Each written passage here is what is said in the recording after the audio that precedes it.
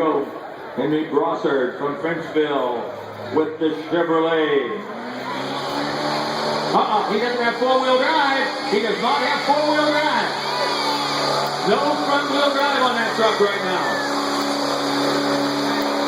That's all in rear-wheel drive. It's never locked up. The front wheels are never locked up. We do not have any four-wheel drive. And that's what happens when you don't get those front wheels working for you. Triple XL. Working out, come out, he thought he had a big, powerful Chevrolet truck. And actually, he come out driving a Chevy Vega. I still like it.